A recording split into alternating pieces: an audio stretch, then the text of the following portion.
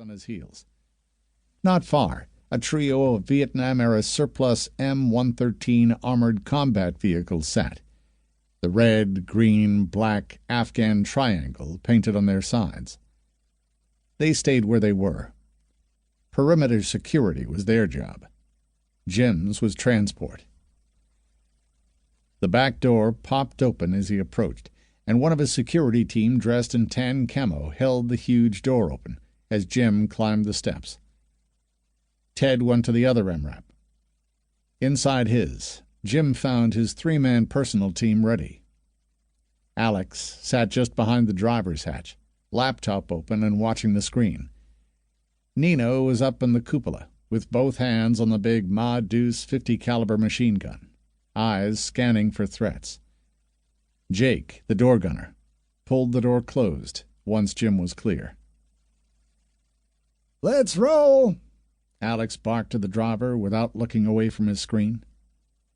He was currently controlling 4 drones, 2 orbiting the airfield, 1 tailing the taxiing C-130, and the final one above the MRAPs. During his time with the U.S. Air Force, Alex had spearheaded the next-generation drone program that was only now beginning to be deployed.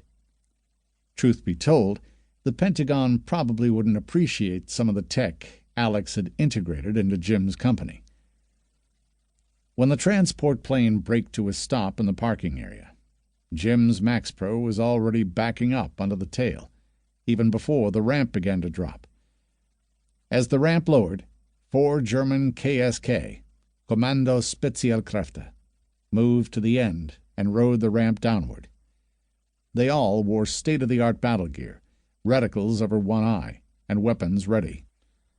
"Wow," Jake said when he saw their weapons.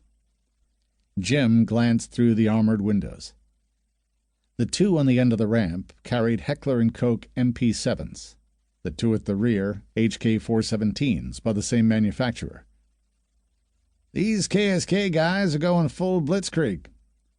"Ease up on them," Jim warned. "They're not happy with the arrangement." "Since when are the Krauts happy about anything?" Nina asked from her gunner position. Like the heavy machine gun in the other truck, she had hers pointed outward, away from the transport. It was mostly for show, anyway. If there was anything out there dangerous enough to need the Big 50, Alex would have seen it long ago. The short blonde looked ready for action. Of course, she was always ready. The ramp hit the ground, and the 4 KSK men spread out to make an armed and armored shield. They looked every which way, eyes sharp, taking in every detail. Jim waited. Finally, the closest rapped on the door, which Jake popped on cue. The soldier on the ground had a lantern jaw and almost no neck. He looked up inside, taking in every face he saw. Jim smiled and held out his government-issued credentials for him to examine. "Herr Cartwright?" he asked. "Ja, das bin ich," Jim said with a nod. "Sehr gut," the soldier said with his own nod, then spoke through the throat mic, taped there. "Wir sind klar, fortzufahren." A second later, a solitary woman walked briskly down the ramp. Jake prepared to offer her a hand up, but she didn't look like she wanted it. Jim approved. So many people like that preferred to be coddled.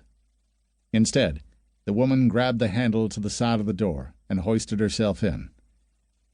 Jim held out his hand in greeting. "Chancellor Vidal, on behalf of Cartwright's International, welcome to Afghanistan."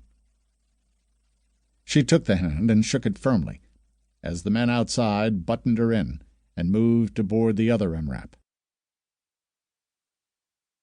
The MRAP rumbled across the runway and toward the highway. These had been retrofitted with air ride, and it still felt like rolling down a hill in an old-fashioned metal wagon. Of course, the roads looked like the surface of the moon. The drivers knew to not dodge the craters, because the people who left mines would take advantage of the tendency to dodge craters. While the Max Pro could take almost any mine up to an anti-tank type, it would likely be disabled, and that left them open for